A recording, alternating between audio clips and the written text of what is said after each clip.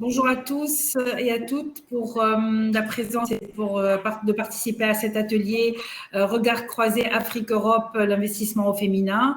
On parle aujourd'hui de beaucoup d'investissements, de business angel, d'autres de nouveaux mécanismes de financement qui va être là pour soutenir des projets.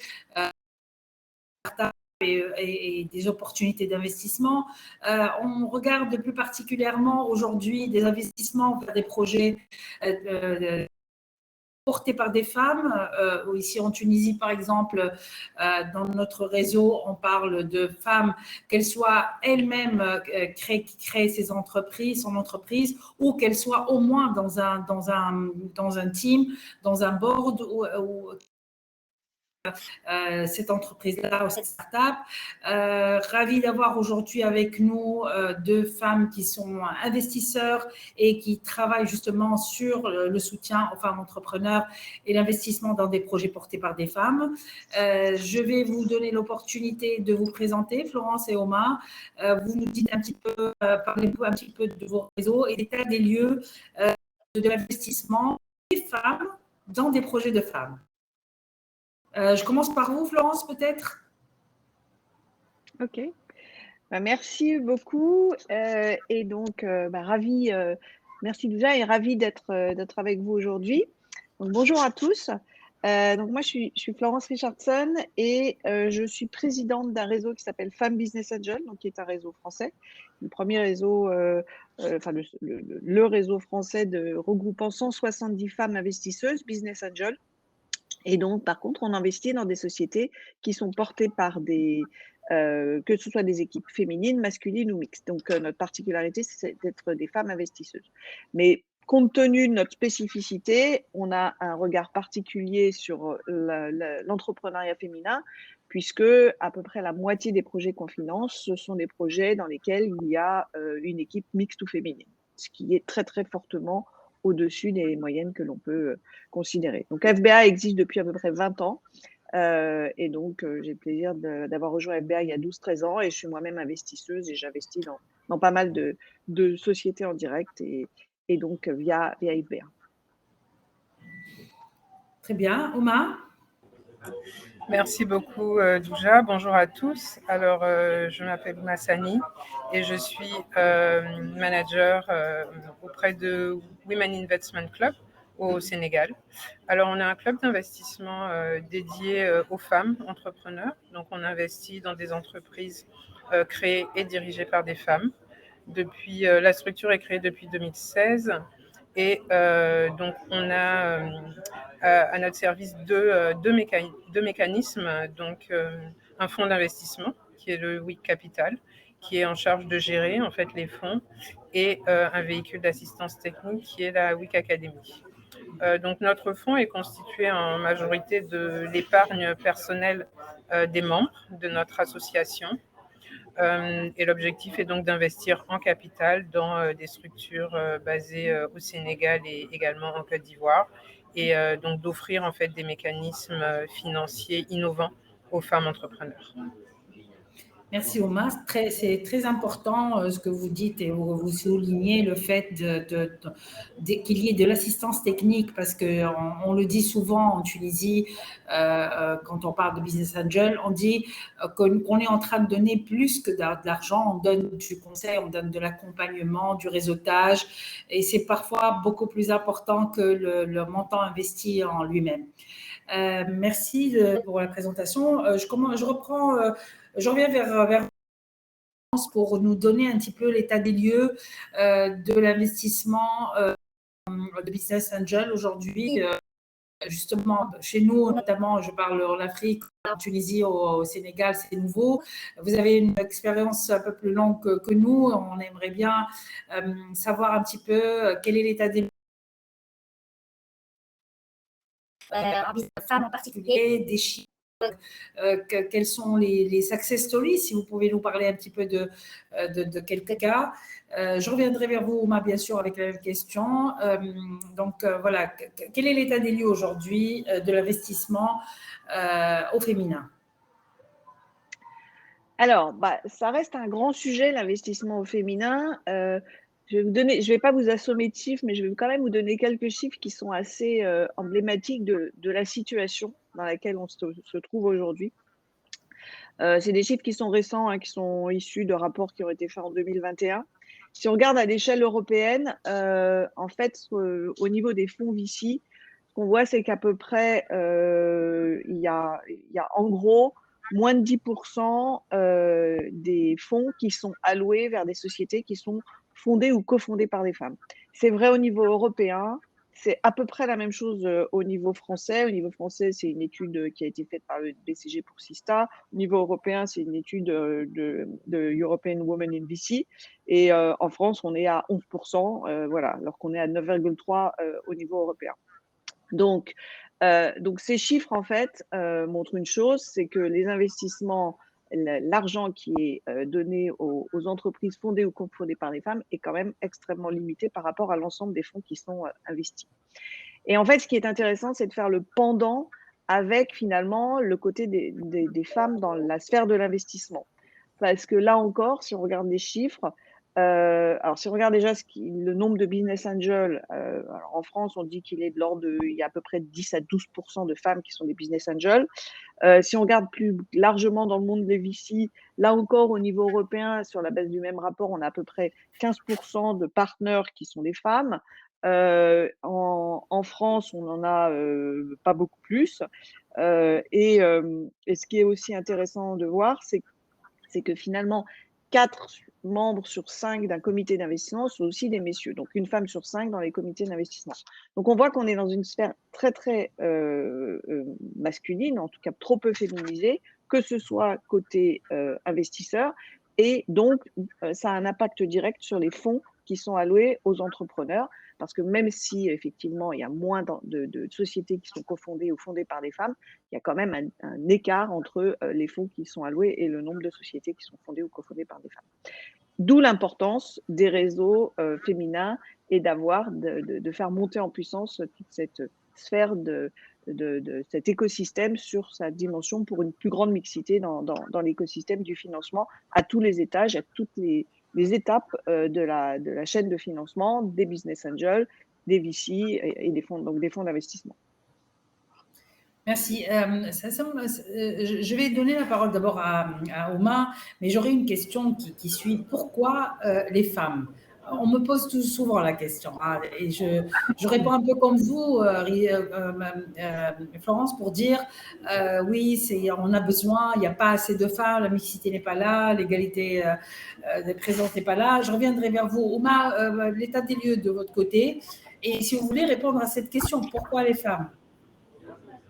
D'accord, merci beaucoup Douja. Alors, le constat qu'on fait de notre côté est identique à celui dont Florence a parlé précédemment. On constate entre 2013 et 2021, par exemple, il y a sur plus de 1 milliard de dollars qui ont été investis en Afrique, seuls 3% ont été alloués aux femmes. Donc ça, ce sont les chiffres de Brighter Bridge et de l'Africa Gender Lab de la Banque mondiale. Donc on voit vraiment que c'est rien, c'est des clopinettes comparé à ce qui est investi dans les entreprises féminines. Et peut-être pour répondre tout de suite à la question d'après, pourquoi les femmes? Parce que souvent les fonds d'investissement ou même les business angels se dirigent vers des entreprises qui veulent très innovantes, donc qui vont être dans le domaine des sciences, de la technologie, de l'ingénierie, et ce sont des domaines dans lesquels les femmes sont déjà peu représentées. Donc forcément, par ricochet, elles bénéficieront moins de ces investissements-là. Ensuite, on constate aussi que dans les mécanismes de financement qui existent, les solutions sont très peu adaptées aux femmes. La demande de garantie, par exemple, est un gros frein.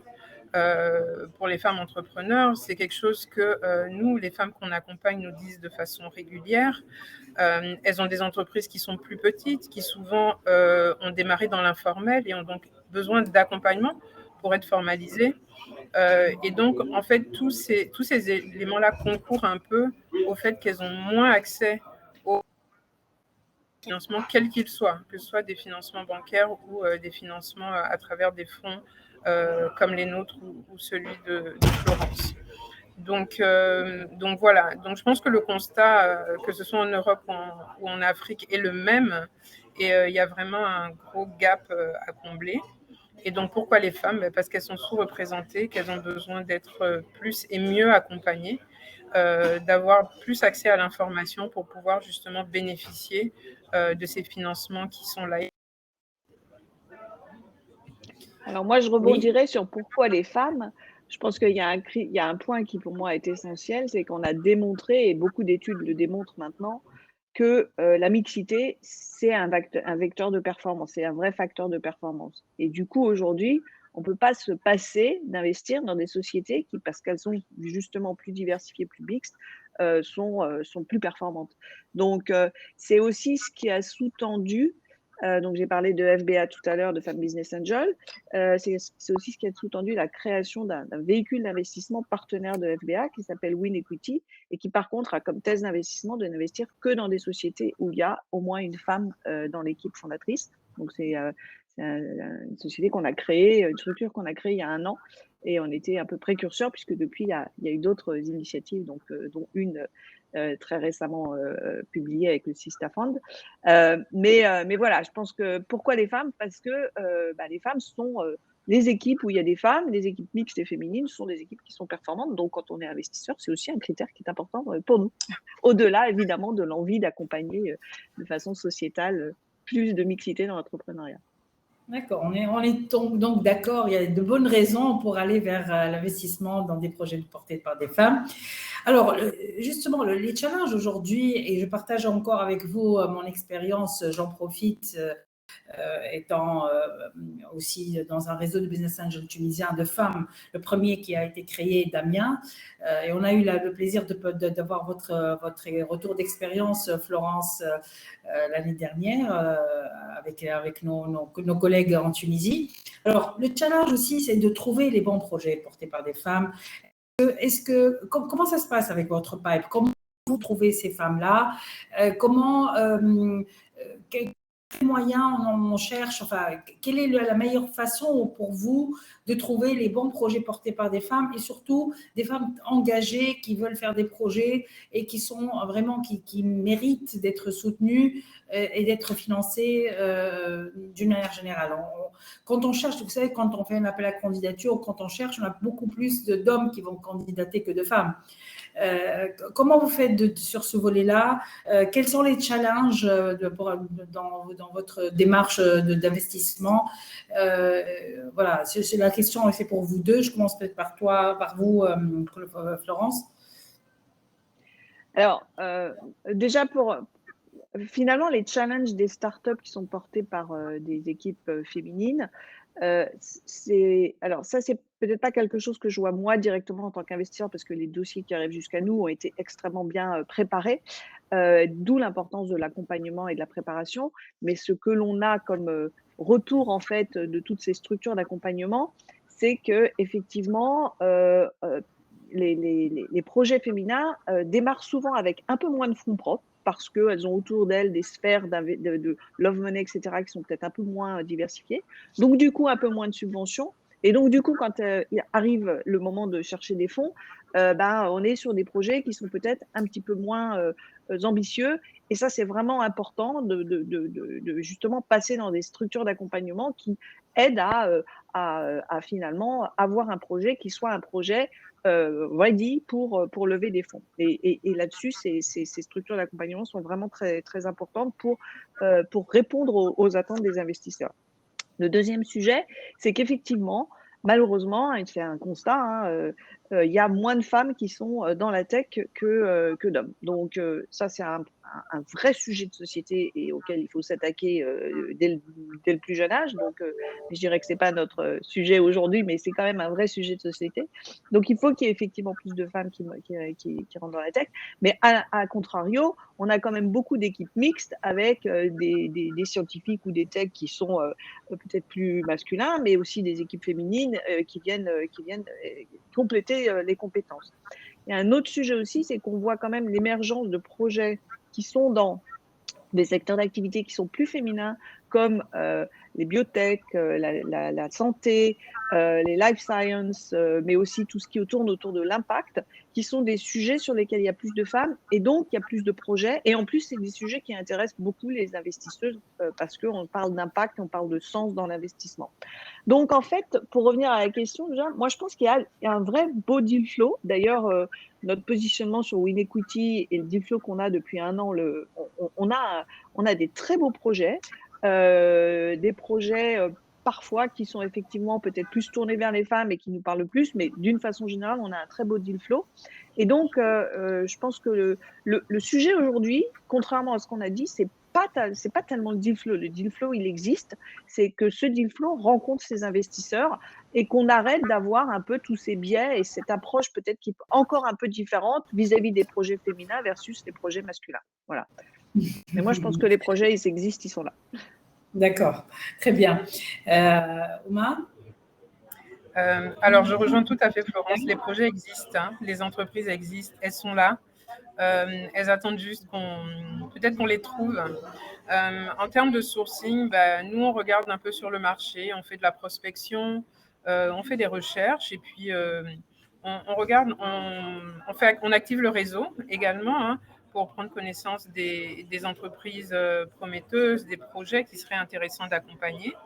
Et également, on fait souvent face ce besoin qui existe, d'où la création, nous, de la WIC Academy, qui est du coup un véhicule de préparation à l'investissement et d'assistance technique, qui nous permet, une fois qu'on a identifié donc, ces structures à fort potentiel et sur lesquelles il serait intéressant d'investir, mais qui ne seraient pas prêtes à recevoir des financements, de dispenser un accompagnement personnalisé auprès de ces femmes dirigeantes pour pouvoir les accompagner à mettre en place les process, les mécanismes nécessaires pour qu'elles puissent être investment ready. Et donc, voilà, on se rend compte qu'une fois cet accompagnement-là effectué, le potentiel explose des entreprises et nous permet, en réduisant donc les délais de due diligence, d'être beaucoup plus efficace et d'avoir beaucoup plus d'impact une fois que l'investissement est effectif. Donc, il faut savoir que même après qu'on ait investi, l'assistance technique continue, puisque ça fait partie des services que l'on offre aux entreprises dans lesquelles on investit, avec donc la constante recherche de les accompagner, elles et leurs équipes, à monter en compétences et à être de plus en plus performantes. Voilà, et ensuite le réseau joue beaucoup de communication également et de sensibilisation autour de tout ça. Et comme l'a dit Florence, ne pas se concentrer uniquement sur les métiers de la tech ou de l'ingénierie, mais dans tous les secteurs d'activité, il y a du potentiel. Tous les secteurs, beaucoup de secteurs d'activité ont de forts potentiels de croissance et parmi lesquels on observe un grand nombre de femmes entrepreneurs qui exercent. Et donc, voilà, ne pas hésiter en fait à aller parfois dans des niches pour pouvoir trouver des pépites et puis les accompagner. Justement, Oma, je rebondis pour chercher des secteurs, que vous cherchez des profils particuliers. Quels sont un peu vos critères pour sélectionner les femmes ou les projets dans lesquels vous investissez? Quels sont un peu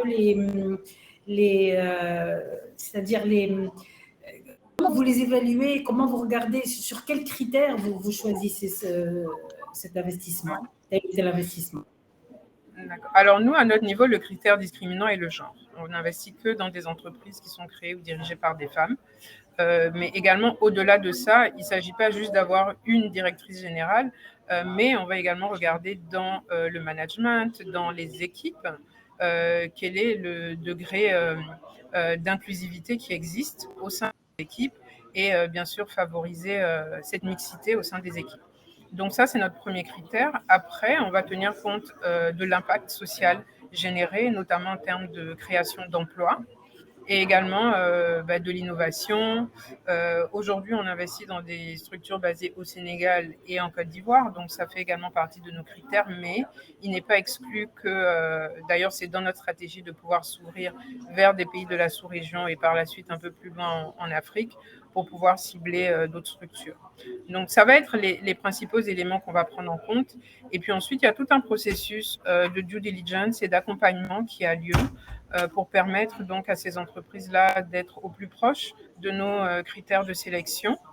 Et comme je le disais tantôt, si pour une raison ou une autre, l'entreprise, au moment où nous, on l'a ciblée, n'est pas prête à recevoir des fonds, à ce moment-là, on peut l'inclure dans notre programme d'accompagnement et pouvoir la préparer pour que lors d'une autre phase ou dans quelques mois ou quelques années, on puisse, elle reste dans tous les cas dans le réseau et dans le pipe et qu'on puisse à nouveau se pencher sur elle.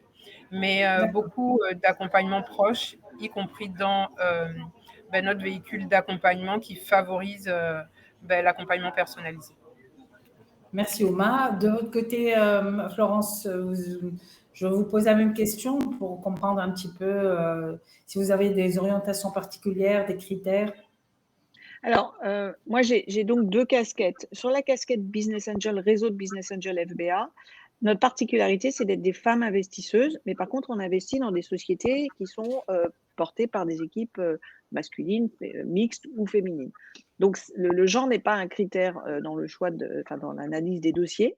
Donc, on va avoir, je dirais, une analyse de dossier à peu près similaire à tous les réseaux de business angel ou les investisseurs en amorçage, avec un focus très particulier sur évidemment l'équipe, parce que pour moi, pour nous, c'est quand même le critère numéro un, c'est la qualité de l'équipe, ses compétences, sa complémentarité, son dynamisme, son engagement, etc. Donc, ça reste quand même vraiment le critère premier quand on regarde les dossiers. Et puis après, on va avoir une analyse, évidemment, de la pertinence de l'offre sur son marché, de son positionnement par rapport à la concurrence, des perspectives de développement, des perspectives de sortie, parce qu'il ne faut pas oublier que quand on est investisseur, on rentre pour sortir un jour avec une échéance à quelques années. Donc, on va mener, comme Oma, toute cette due diligence sur l'ensemble du projet. Mais je le répète, ce qui est vraiment important pour nous, c'est l'équipe. Et là encore, quelque part, dans la complémentarité d'une équipe, il y a cette dimension de mixité qui souvent est importante et qui peut et qui a du sens. Et c'est aussi pour ça d'ailleurs qu'on a pas mal d'équipes qui sont composées aujourd'hui plutôt de fondateurs et pas de fondatrices, qui viennent nous voir en disant on a aussi besoin de féminiser notre tour de table, notre table de capitalisation, notre gouvernance, parce qu'on est effectivement dans l'accompagnement et dans le suivi des dossiers dans lesquels on investit. Donc, on est la quasi-totalité du temps impliqué dans la gouvernance de la société, le comité stratégique ou autre. Et cette mixité des fondateurs, elle va au-delà donc elle est dans toute la société, mais elle est aussi dans l'actionnariat et dans la gouvernance. Et c'est aussi ce qu'on peut apporter parce que dans cet écosystème d'investisseurs quand même très masculin, le fait d'avoir des femmes à son capital et sa gouvernance, c'est très important. Voilà, donc ça, c'est pour la partie FBA. Et par contre, sur la partie Win Equity, effectivement, on a une thèse d'investissement qui est beaucoup plus resserrée, puisqu'on n'investit qu'à partir du moment où il y a une femme dans l'équipe fondatrice et une femme qui a une vraie responsabilité au sein de cette équipe de fondateurs et de fondatrices, avec une part du capital qui n'est pas insignifiante. Donc là, on a les mêmes critères par ailleurs sur la qualité de l'équipe, le marché, l'offre, etc. Mais en même temps, on rajoute aussi cette dimension genrée sur la mixité ou le fait qu'il y ait au moins une femme dans l'équipe fondatrice. Merci. Il reste encore 6 minutes, je pense. Je tour pour vous poser la question par rapport à plus en plus discuté dans la business angel, c'est tout ce qui est cross-border investment, c'est les investissements croisés entre pays. Est-ce qu'il y a des opportunités? Est-ce que la possibilité,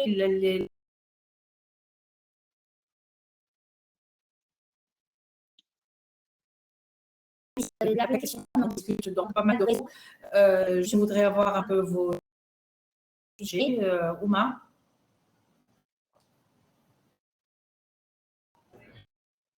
Merci Douja, ça s'est un peu coupé, mais je pense que j'ai un peu compris. Alors, en termes d'investissement ou d'accompagnement cross-border, oui, il y a des initiatives et des opportunités qui existent.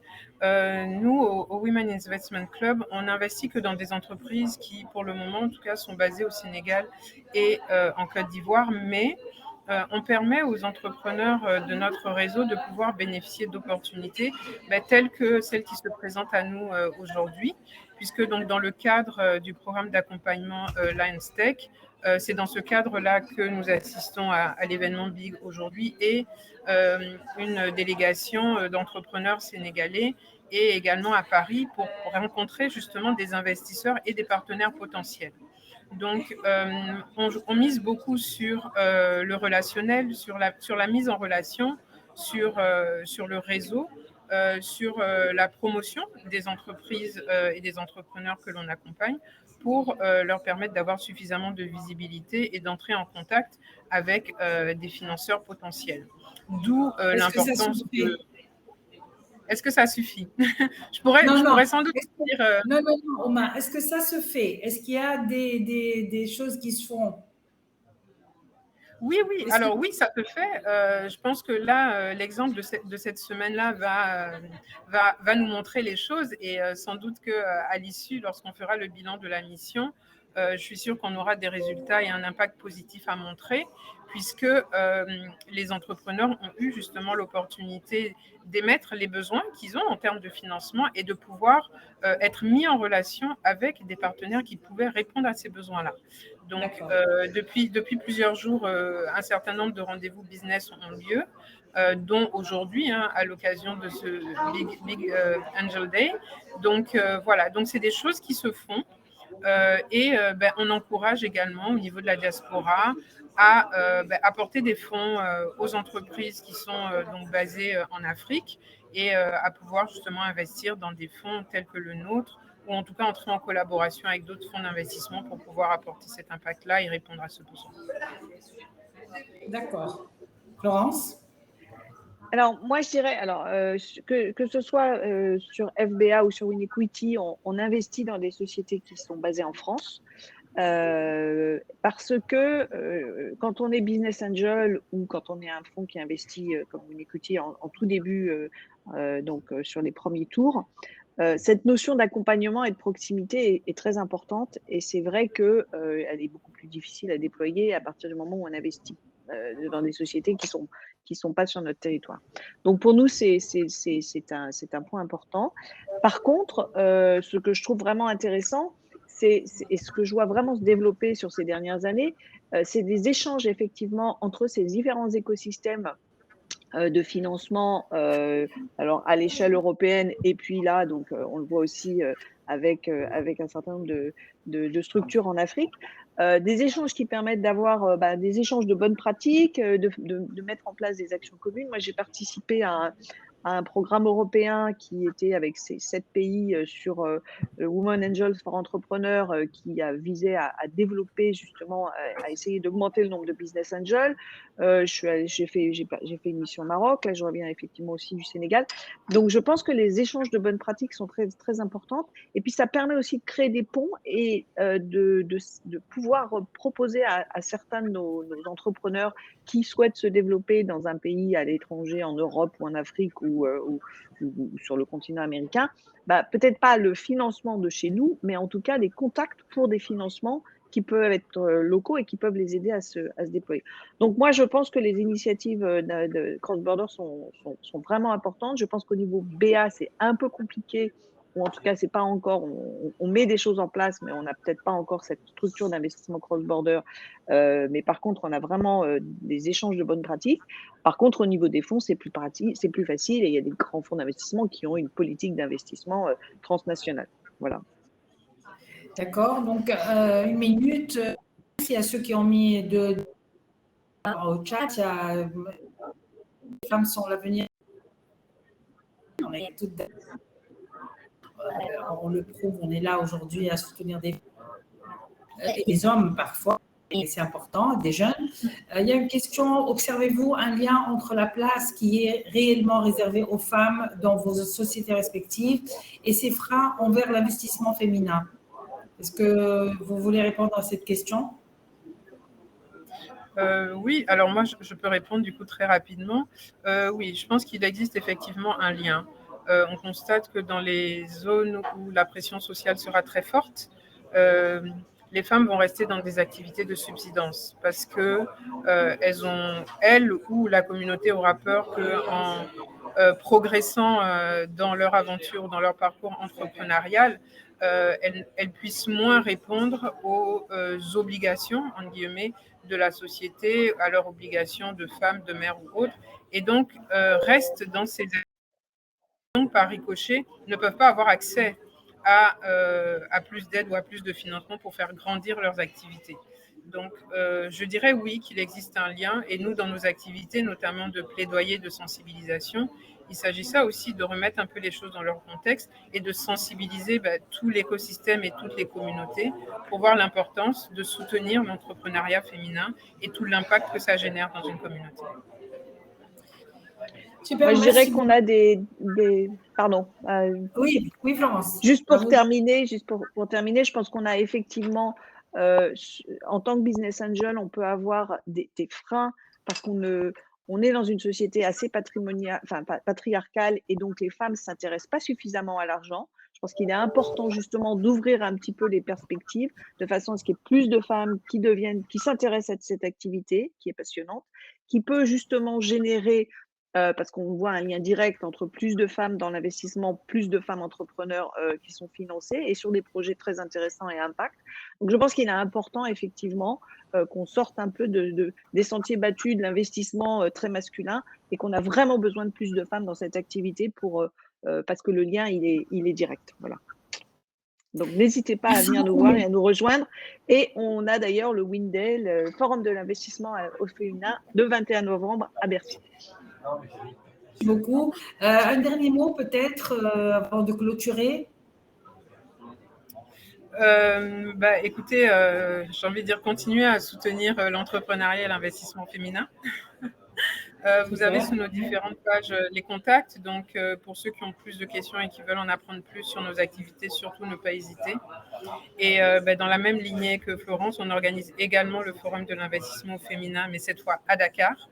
Et l'idée est vraiment ça, de remettre les femmes au centre du débat et trouver des solutions et puis des opportunités pour toutes ces femmes entrepreneurs qui sont tellement talentueuses. Merci beaucoup, Oma. Voilà. Florence. Non, voilà, n'hésitez pas à vous renseigner. On est là on a un site internet, on a toutes les informations sur notre site, le Forum de l'investissement au féminin le 21 novembre à Paris, et qui vraiment est là pour voilà, ouvrir les perspectives de l'investissement qui ne doivent pas être réservées qu'à une partie de la population. Il y a un potentiel énorme auprès des femmes, donc il faut l'exploiter. Merci beaucoup.